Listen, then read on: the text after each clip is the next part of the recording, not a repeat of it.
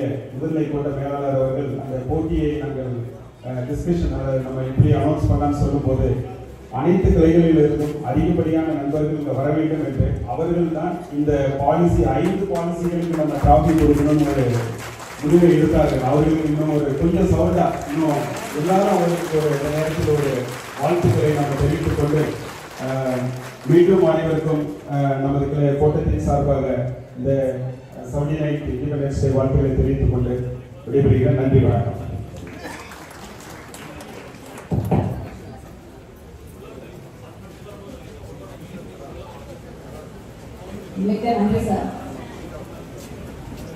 Even if I have to die 1,000 times for the sake of my motherland, I will not be sorry. Oh Lord, grant me 1,000 births, but each birth may my life be given in the service of my motherland. Ram Prasad Bismil என்ற வீரரின் பொன்மொழிகள் இவை. 1000 முறை நான் என் நாட்டிற்காக இறக்க நேர்ந்தாலும் நான் வருத்தப்படவில்லை.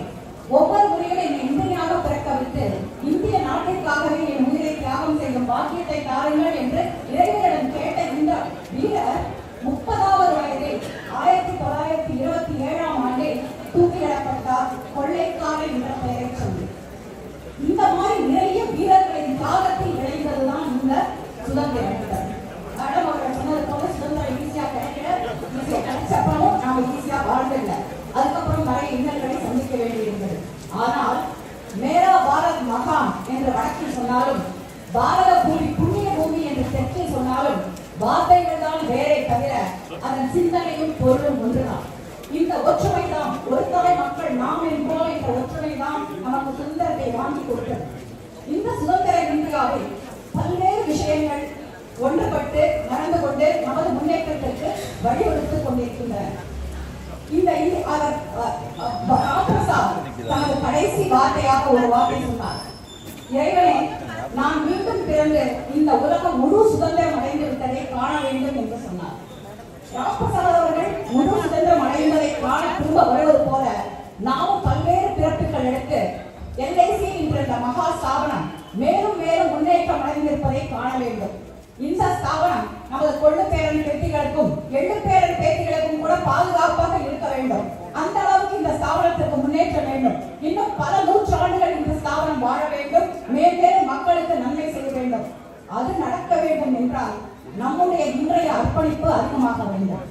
நமது பங்கு அதிகமாக வேண்டும். ஒவ்வொரு இந்தியனுக்கும் ஆயுள் காப்பீடு என்ற நமது கொள்கையை மேலும் பலப்படுத்த வேண்டும். அதை சீக்கிரமே அடைய வேண்டும். அந்த மாதிரி கொள்கை அடைய வேண்டும் என்றால் நமது வணிகம் சிறக்க வேண்டும். 24 மணி நேரமும் LICயும் முக்கியமாக கோவை கோட்டத்தின் வணிகத்தையும் எப்படி முன்னேற்றுவது என்பதை சதா சிந்தித்துக் கொண்டிருக்கும் நம்முள் ஒருவர் இருக்கின்றார். தேவையை விட அதிக சுறுசுறுப்பானவர் அவர். அவரால் ஒரு நிமிடம் கூட சும்மா இருக்க முடியாது. எப்பவுமே கடந்த காலத்தில் நாம் அடைந்த மேன்மையும் எதிர்காலத்தில் அதை விட சிறப்பாக எப்படி செயல்பட போகிறோம் என்று சிந்தித்துக் கொண்டே இருக்கும் நமது வணிக மேலாளர் திரு சந்திரமோகன் சார் அவர்களை அடுத்த சிறப்புரை வருமாறு கேட்டுக்கொள்கிறேன்.